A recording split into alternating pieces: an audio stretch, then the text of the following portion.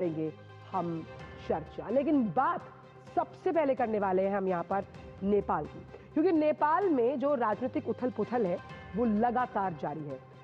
अब कल सुबह तक यानी शुक्रवार सुबह तक कर्फ्यू को बढ़ा दिया गया और किसके हाथ नेपाल की कमान आएगी ये हमें देखना होगा। और नेपाल में शुक्रवार तक के कर्फ्यू बढ़ा है और सीधी सी बात है, सुरक्षा कारणों के लिए इस कर्फ्यू को बढ़ाया गया है। अब नेपाल में शुक्रवार तक के कर्फ्यू बढ़ा है और सीधी सी बात है, सुरक्षा कारणों के लिए इस कर्फ्यू को बढ़ाया गया है।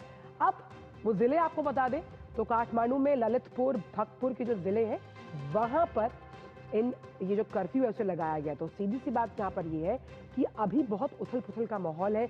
लगातार जो मीटिंग्स है वो लगातार जारी है और इन मीटिंग्स में जेन ज़ी अपनी मांगों को खुले तौर पर रख रहा है, क्योंकि एक राजनीतिक स्थायित्व की जरूरत किसे है? नेपाल को है। और इस राजनीतिक स्थायित्व की अगर बात की जाए तो इसमें अंतरिम सरकार जनादेश किस तरफ जाता है ये हमें देखना होगा। तो आइए ग्राफिक्स के जरिए समझने की कोशिश करते हैं कि आखिरकार लबो-लुबाब क्या है, अब तक नेपाल में क्या हुआ, ये आपके साथ करते हैं साझा। तो सबसे पहले जैसे कि हमने आपको बताया कि नेपाल में शुक्रवार तक के लिए सुरक्षा कारणों की अगर बात की जाए तो कर्फ्यू को बढ़ाया गया।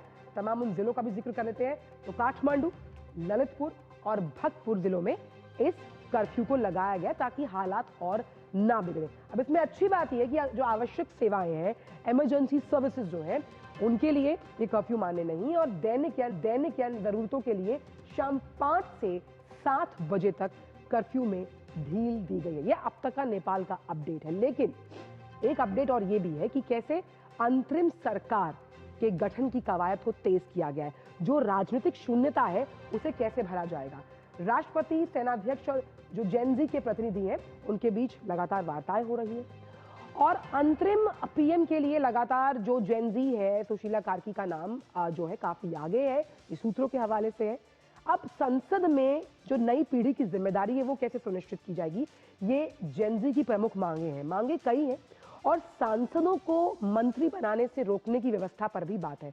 अब ऐसा क्यों? ताकि भ्रष्टाचार ना हो और सीधे निर्वाचित जो कार्यपालिका व्यवस्था है उसमें संसद की नई पीढ़ी की भागीदारी चाहिए, यानी वो जेन ज़ी, उनको संसद की पहुंच चाहिए। और 1989 के बाद जो पदाधिकारी, जितने भी पदाधिकारी रहे नेपाल में, भाई उनकी जो संपत्तियां हैं उनकी जांच की जाए। और जो पुष्प कमल दहल प्रचंड है, जो पूर्व प्रधानमंत्री रह चुके हैं, वो जेन ज़ी के आंदोलन का समर्थन कर रहे हैं। 10 सूत्रीय उन्होंने एक चिट्ठा जो है उसे भी जारी किया है। तो इन तमाम बातों को समझने के लिए हमारे साथ हमारी संवाददाता श्वेता जुड़ गई। श्वेता, कितने दौर की बातचीत अगर हम देखें तो अभी जेन ज़ी और जो नेपाली सरकार की अगर बात की जाए जिसकी कमान अभी राष्ट्रपति के हाथों में है, वो लगातार हो रही है और किसका नाम अभी अंतरिम सरकार के को लीड करने के लिए आगे चल रहा है? आंचल, देखिए, अभी जो सूत्रों की कवायद मैं दे सकती हूँ, सूत्रों के मुताबिक अभी जो सुशीला कार्की जी हैं वो जंगी अड्डा में अशोक सिकदल जो नेपाली सेना के प्रमुख हैं वहां उनसे मुलाकात करने गई हैं। जो फाइनल निर्णय होगा वो राष्ट्रपति के साथ होगा, जब राष्ट्रपति, जेन ज़ी प्रतिनिधि और हमारे जो नेपाली सेना के प्रमुख हैं अशोक राज सिकदल, वो शीतल निवास में मुलाकात करके एक फाइनल मुकाम पे ये निर्णय पहुंच सकता है। तो अभी बातें चल रही है, बट फाइनल क्या होगा ये अभी तक कहा नहीं जा सकता है कि जब तक राष्ट्रपति के निर्णय का हमें वेट करना होगा, हमें प्रतीक्षा करनी होगी कि राष्ट्रपति कब निर्देश देते हैं। मगर देखिए, अभी जो हाल अभी तुरंत एक नई खबर सामने आई है कि पोखरा में प्रोहिबिटरी ऑर्डर्स 5 बजे तक के लिए लागू कर दिया गया है। प्रोहिबिटरी ऑर्डर्स के तहत कोई भी 2-3 लोग एक साथ नहीं चल सकते हैं, सिर्फ एसेंशियल एम्बुलेंस और अस्पताल खुला रहेगा, एम्बुलेंस सेवाएं होंगी। तो प्रोहिबिटरी ऑर्डर पोखरा में भी शुरू हो गया है अभी 5 बजे तक। चितवन में भी प्रोहिबिटरी ऑर्डर्स है और आपका मोरांग में भी है। चितवन, मोरांग, रूपंदेही, पोखरा, ये सारे अब लिस्ट में शहर जुड़ते जा रहे हैं जहां पर कर्फ्यू लागू किया गया है। बिल्कुल। और श्वेता, क्योंकि इन तमाम जगहों जिनका नाम हमने अपनी रिपोर्ट में भी दिखाया और आप भी बता रही हैं इसमें एक एड ऑन, तो उन जगहों पर रोजमर्रा की चीजों की उपलब्धता किस तरह से सुनिश्चित की जा रही है आम जनता के लिए? नहीं, देखिए, जब प्रोहिबिटरी ऑर्डर्स आज से लागू होता है तब आप सुरक्षा देश की सबसे ऊपर सर्वोपरि हो जाती है। तब किसी को बाहर निकलकर कोई भी एसेंशियल सेवा उपलब्ध करने का परमिशन नहीं रहता। That's the purpose, that's the difference between prohibitory order और कर्फ्यू में। जी। कर्फ्यू में फिर भी इमरजेंसी सेवाएं चालू होती हैं। प्रोहिबिटरी ऑर्डर्स में बस अस्पताल, एम्बुलेंस और पुलिस ही बाहर निकलती है, नेपाली आर्मी बाहर रहेगी, मगर आम जनता सड़क पे खुलेआम इस तरह से ग्रुप में नहीं चल सकती है। तो जी। प्रोहिबिटरी ऑर्डर लागू किया गया है आपका पोखरा में। अभी नेपाल में काठमांडू घाटी, जो कि भक्तापुर, ललितपुर और काठमांडू जिला से कंप्राइज होता है, वहां कर्फ्यू चालू है। और जिस तरह हम लगातार बात कर रहे हैं कि सत्ता के लिए कैसे एक फॉर्मूला उसकी तैयारी की जाएगी, किस तरह से आप वापस डायलॉग को पटरी पर आते हुए देखती हैं, और खास तौर पर जेनजी की जो तमाम मांगे हैं, कहां कहां नेगोशिएशंस के लिए एक रूम रहेगा?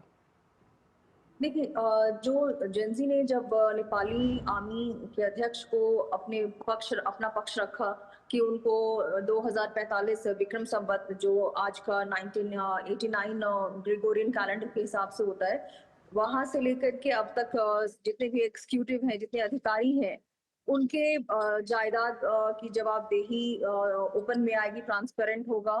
फिर जो अमेंडमेंट्स होगा वो एग्जीक्यूटिव में होगा, और पार्लियामेंट के जो फेडरल सिस्टम है उसमें जो जेनजी की मांग है अमेंडमेंट्स की, वो भी इंक्लूड की जाएगी। अभी और भी चीजें हैं जो जेनजी डिमांड कर रही है, क्योंकि इनका डिमांड है, क्योंकि ये कोई एक ग्रुप नहीं है, ढेर सारे अलग अलग ग्रुप्स हैं। और अभी जिस तरह से बातें हो रही हैं, तो कल रात को भी 10,000 से ज्यादा जेनजी जंगी अड्डा के सामने जमा हो गए थे।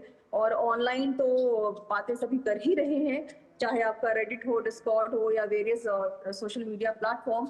यहाँ पर बहुत अलग अलग वीडियोस भी वायरल हो रहे हैं, तो जिसमें अभी इंटरिम गवर्नमेंट के लिए किसी भी सौम्य नेता को चुनने की बात की गई है, जो कि अभी एक दिशा दे सकता है नेपाल को। बिल्कुल। उसके उपरांत जो चुनाव अंतरिम सरकार जब डिसाइड करेगी। एक चीज और समझना चाहेंगे श्वेता आपसे, बहुत संक्षिप्त में, और आखिरी सवाल ये कि नेपाल को राजशाही के लिए भी जाना जाता है, क्या we are going back to the basics? क्या राजशाही के उस दौर की वापसी हो सकती है?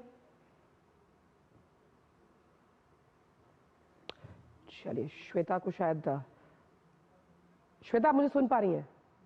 चलिए,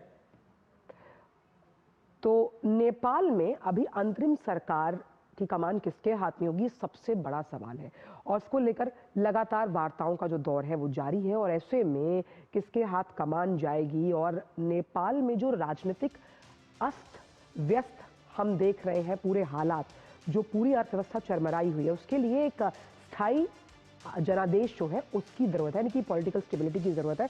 उम्मीद करते हैं वो जल्द नेपाल में आएगा। लेकिन